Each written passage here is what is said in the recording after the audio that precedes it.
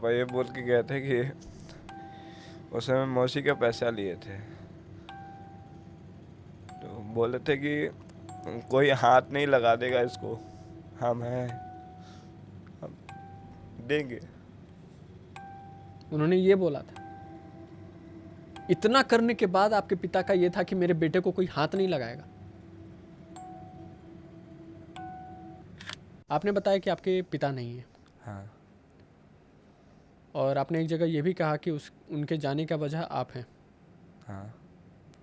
किस तरह के संबंध थे आपके अपने पिताजी पिता के से साथ?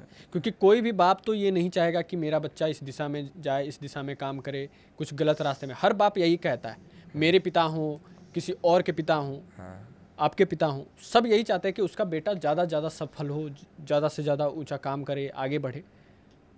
और इस यही प्रयास रहता है। आप गलत करते हैं, आपके पिता आपको डांटते हैं, आप गलत करते हैं, आपके पिता आपको समझाते हैं। और आपने कहा कि उनके जाने का वजह मैं हूँ। मैं उस वजह को भी समझना चाहूँगा, और मैं ये भी जानना चाहूँगा कि आपका व्यक्तिगत रूप से बचपन से रिश्ता, जब तक आप 10th क्लास तक अपने पिता के साथ थे ना, उसके बाद आप गए, तो तब तक कैसा बॉन्ड था मेरे आपका? पिताजी हमको बहुत प्यार करते थे। मतलब हम जिस समय हम कानपुर में थे, वो कमाते, जितना कमाते थे, हमने उनको वो बोला क्या था। काम करते? पहले वो सिक्योरिटी में काम करते थे कानपुर में। सिक्योरिटी मतलब क्या? Security guard? हाँ, बस उनका तनख्वाह ज़्यादा नहीं था। सिक्योरिटी गार्ड के जो आमतौर पे 10-15 हज़ार 20 हज़ार मैक्स टू मैक्स होते, वही? उस समय 10-15-20 हज़ार कहाँ मिलता हुआ। 10 हज़ार? उस समय 10 हज़ार मिलना बहुत बड़ी हाँ, बात बड़ी थी। बात थी। 2000, जब हम छोटे थे, 2008 की बात है। तब तो बहुत कम ही होगा, तब आई थिंक 5 या 6 उस हज़ार। उस समय कानपुर में स्कूल था इंग्लिश मीडियम, हमने और बोला था माँ क्या उसमें जॉब हमको करती पढ़ना। है? मम्मी शुरू से ही पढ़ाती थी मेरी। टीचिंग में, हाँ, गवर्नमेंट तो जॉब? उन्होंने बोला कि हमको इस स्कूल में पढ़ना है, तो उन्होंने उसमें एडमिशन कराया। पूरे पूरे स्कूल में सबसे पहले किताब आती थी मेरी, मेरे पापा अरेंज करके ला के देते थे कहीं से भी। ऐसा ही मतलब जो भी चाहा उन्होंने सब किया। सब कुछ दिया। फिर मेरा भाई।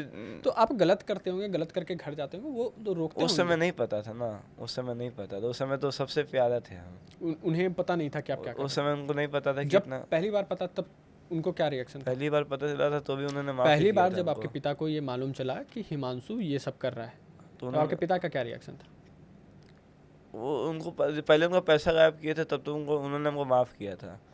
लेकिन जिस समय आखिरी बार मालूम चला था, तो हमको इतना याद है, उन्होंने जिसको हम सबसे ज़्यादा मानते हैं उसको बुला के बोलते हैं कि आप, तुम इसके साथ क्या रहोगे, ये जुआ में इतना हार है कि किसी दिन तुमको भी बेच देगा। उस दिन सबसे बड़ा दुख लगा था। वो भी दुख में ही बोला होगा उन्होंने। हमको तो पता भी नहीं था, हमको बताया था बाद में कि पापा ने ऐसे बोला था, ये तो तुमको भी और बेच लास्ट देगा। बातचीत जो आपको याद हो आपके पिता के साथ, क्या थी? हमको मत याद दिलाइए। नहीं, जब पिताजी की लास्ट बात अंतिम मत बार याद। आप मिले थे, कहाँ पे मिले थे? पापा मेरे उसके 2 दिन बाद डेथ किए थे। अब जब मिल के गए थे उसके 2 दिन बाद डेथ किया हम देख भी नहीं पाए थे उनको। था? 2 दिन पहले उनसे मिल के गए थे? हमको हर समय पैसा ही लगता था, हर समय पैसा ही। जिस समय मौसी का पैसा लेके गए थे, उससे हम 2 दिन, वही उसी दिन हम मिले थे। और क्या था आखिरी बातचीत, क्या थी आपकी? मत याद दिलाइए। ये ज़रूरी है, क्योंकि ये पीड़ा लोग समझें कि एक पिता का और एक पुत्र का क्या होता है। आप और जीवन में रैकलेस होकर के अंधाधुन काम करते हैं, आप प्रयास करते हैं कि वो चीज़ हासिल करें जिसकी चाहत आप रखते तो हैं, वो दावा तो करते हैं कि आप हासिल कर लेंगे, लेकिन वो आप हासिल नहीं कर पाते हैं। तब आपके परिवार भी है पीछे, आप ये भूल जाते हैं, और अंत में जब आप हारते हैं तो वो इफ़ेक्ट ना सिर्फ आप तक रहता है, आपके परिवार तक भी जाता है। तो इसलिए हिमांशु भाई, ये ज़रूरी है उन लोगों को बताना, ये जानना ज़रूरी है। वो एहसास कर सकेंगे तभी वो भी डरेंगे कि वो क्या कर रहे हैं।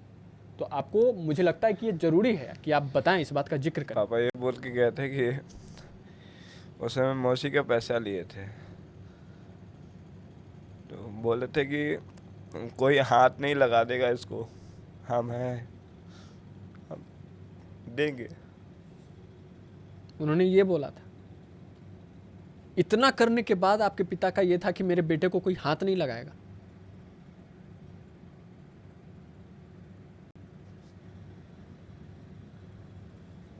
कितनी हिम्मत लगी होगी उनके अंदर ये बात बोलने के लिए। उसके 2 दिन बाद वो डेथ कर गए थे। और आप वहाँ से निकल गए हुए थे।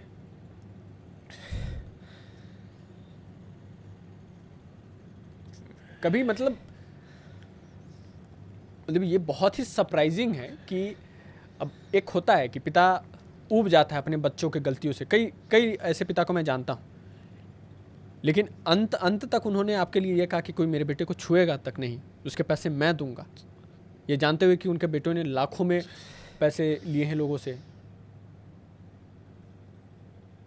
आपको कब पता बताया गया कि आपके पिता नहीं है? हम घर आ गए थे तब वो बताया गया बहुत सीरियस है, आ जाओ। हमको लगा अभी सीरियस है, अभी थोड़ा सा अभी रुक के चले जाते हैं। अच्छा। तो भी हम लोगों से पैसे जमा कर रहे थे कि हम किसी तरह गेम खेल लें। हमको नहीं पता नहीं पता था कि डेथ कर गए हैं। हमको लगा अभी सीरियस है, अभी 1-2 दिन में पहुंच जाएंगे। तो हम गए, तब तक देखे कि उनका अंतिम संस्कार हो चुका है। जब आप पहुंचे तो अंतिम संस्कार हो चुका था आपके पिता? माँ से बात हुई तब? माँ से बात नहीं हो पा रही थी क्योंकि मम्मी को खुद होश नहीं टूट था। चुकी होंगी वो पूरी, तो उस समय बात करने में भी वो सक्षम नहीं होंगी। कोई सच्चा नहीं था। और बड़े भाई का क्या रिस्पॉन्स था? कुछ नहीं। उनसे बात होती है? वो तो अभी भी बात नहीं करना चाहता। वो कब से बात नहीं कर रहे आपसे? वो तो अभी वही सब कुछ बात है, कुछ भैया के साथ उसको मुसीबत में डाल दिए तो इसलिए बात नहीं करना चाहता। उनके भी पैसे आपने बर्बाद किए? उसको तो हमने पूरा बर्बाद कर दिया। बड़े भाई को आपने पूरा बर्बाद कर दिया? उसको तो सबसे ज़्यादा हमने भैया को बर्बाद किया। तो कभी ऐसा नहीं हुआ कि चलो बड़ा भाई है, माफ़ी मांग लेने में क्या हर्ज है, कॉल करके माफ़ी मांग लेते एक आप? बार माफ़ी मांगेंगे तो वो तो हमेशा माफ़ कर देता है ना। अब दोबारा 4 बार 5 बार क्यों माफ़? मतलब कि जब जितनी बार उन्होंने माफ़ किया उतनी बार आपने गलतियाँ की? हमको तो गेम खेलना था, माफ़ी से कोई मतलब ही नहीं थी। हमको तो गेम खेलना था। इतना ज़्यादा पागलपन आपका एक गेम का हाँ, एडिक्शन के प्रति आ चुका था आपका? कि हमको कुछ मतलब नहीं था, हमको तो बस गेम खेलना था। माफ़ करे चाहे ना करे, बस पैसा मिल जाएगा कहीं से। तकलीफ होती है ये सब सोच करके कि ये सब कर दिया मैंने अपने जीवन में, इतना गलतियाँ की, सब किया।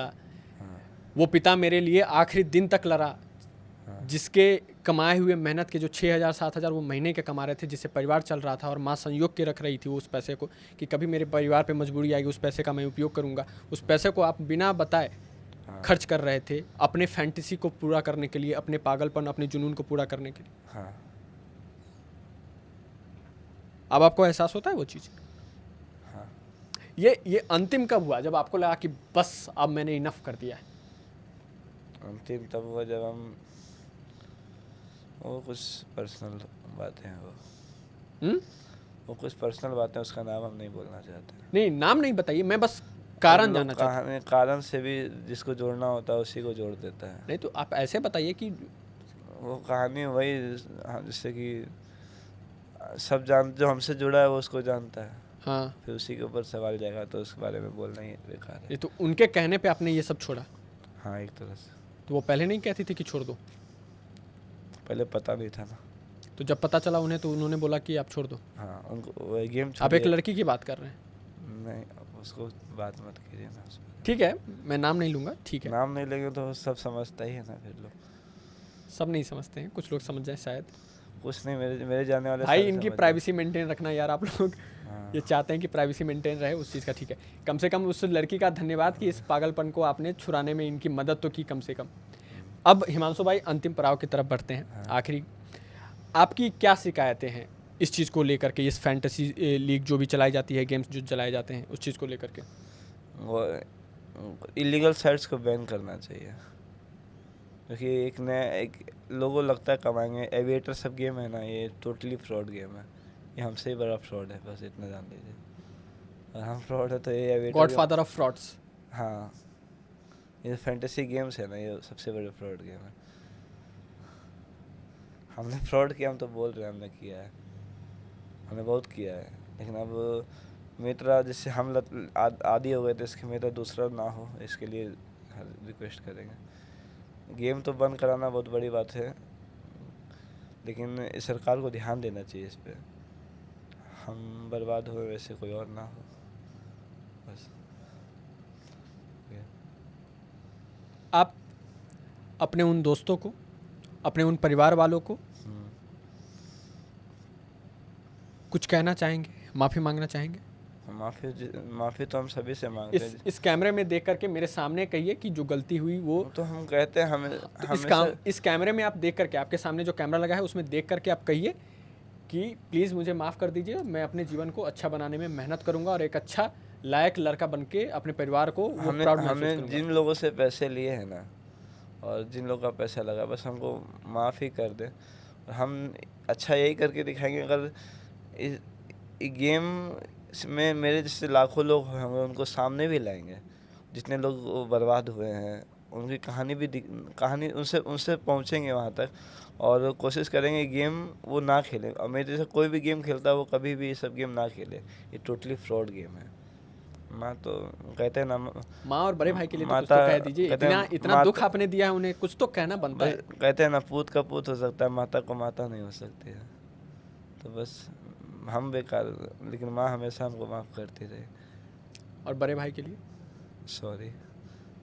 इधर देख के कहिए, मुझे मत कहिए, इन्हें कहिए कि माफ़ कर दो भैया, बस अब शायद कभी ऐसा नहीं करेंगे।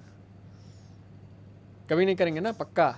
वो तो अब कभी और नहीं जितने करेंगे। मेरे ऑडियंस देख रहे हैं, मेरे जितने भी इस देश में आपको देखने वाले लोग हैं, हाँ, उनको आप ये विश्वास दीजिए कि आप इस तरह की गतिविधि में कभी दोबारा शामिल नहीं होंगे। हम तो अब कभी नहीं होंगे, क्योंकि हमको मेरी जो लाइफ है हम उसका कहाँ मालूम दूसरे का। आप किसी और नाम की जगह अगर आप ये नाम लेते ना कि पिता का अंतिम बात ये था, उसकी वजह से मैंने ये छोड़ दिया, ये सब नहीं, देखिए, तो जो बात सच उस है, बात झूठ बोलने के को लिए सुनने नहीं में ना। मुझे ज़्यादा अच्छा लगता है कि चलो पिता ने इतना किया, लेकिन अंत में आपको किसी और की बात मायने रखी। लेकिन चलिए, कम से कम आपने उस चीज़ को जो बातें सच होती है वही बोलनी चाहिए ना। ठीक है, आपने सच हम बताया। हर जगह यही बोल रहे हैं ना कि हम आप कमेंट आया आपके पास, तो अब हमने ये तो नहीं बोला कि भाई ये झूठ बोल रहे हैं। कमेंट नहीं आया, पता किया मैंने। हाँ, तो जब हम खुल गए ना कि हमको सच बोलना है, तो जो बातें सच बोलना है। हमसे कोई भी बड़ा पत्रकार भी आके बात करेगा ना, उसको सारी बातें सच बता दी जाएंगी, क्योंकि हमको बिल्कुल मन में वो नहीं सोचा, वो नहीं कि आप ये पूछेंगे तो हमको क्या जवाब देना है। जो बातें सच है हमको बोल देनी है। दोबारा नहीं करना है, दोबारा तो नहीं करना है, ये सब चीज़ कभी नहीं करना है। पक्का नहीं कर रहे हैं? नहीं भैया। ठीक है, तो इसी के साथ हम ख़त्म करते हैं इस पॉडकास्ट को। तो दोस्तों, ये थे हिमांशु, जिन्होंने अपनी कहानी बताई, अपनी बात रखी हमारे इस द एके शो के प्लेटफॉर्म पे। आपसे बस अनुरोध है कि कृपया करके इस तरह की गतिविधियों में ना फंसें। कमाने का बस एक ही जरिया है जीवन में, वो है मेहनत। मैं आज जिस जगह ये शूट कर रहा हूँ, वहाँ पे कई सारे लोग काम कर रहे हैं, वो भी मेहनत कर रहे हैं, मैं भी मेहनत कर रहा हूँ। आपके परिवार में आपके पिता भी मेहनत कर रहे होंगे, आपके माता भी मेहनत कर रही होगी, कहीं ना कहीं से कुछ पाने के लिए। तो पैसा कमाने का जो जरिया होता है ना, वो मेहनत से होता है। आपको दिन रात मेहनत करना पड़ेगा, तब जा कर के आप कुछ हासिल कर सकते हैं जीवन में, कुछ नाम कमा सकते हैं। हिमांशु सिर्फ एक कहानी है जिसे सुन करके आपको ऐसा लग रहा होगा कि इस इंसान ने इतनी बड़ी गलती की है, लेकिन ऐसे कई सारी कहानियां हैं जो आप तक नहीं पहुंच पाती, आप तक उजागर नहीं हो पाती कि हाँ, इसके साथ भी ये फ्रॉड हो रखा है, इसके साथ भी ये स्कैम हो रखा है। तो कृपया करके इस चीज़ को ना करें और इन तरह के गेमों से बचें। खेल खेलना है, क्रिकेट देखना है, टीवी पे देखिए, फ़ोन में देखिए, एंजॉय कीजिए। पैसे लगाने से ज़रा बचिए, और कृपया करके तो लाखों में तो बिल्कुल मत लगाइए। मैं आपका दोस्त आनंद, चैनल पे बने रहने के लिए शुक्रिया। चैनल पे नए हैं तो सब्सक्राइब कीजिएगा, और इस वीडियो के हर एक लोगों के साथ शेयर कीजिएगा, हर उन दोस्तों के साथ शेयर कीजिएगा जो फैंटेसी लीग में पैसे लगाते हैं। धन्यवाद। जय हिंद।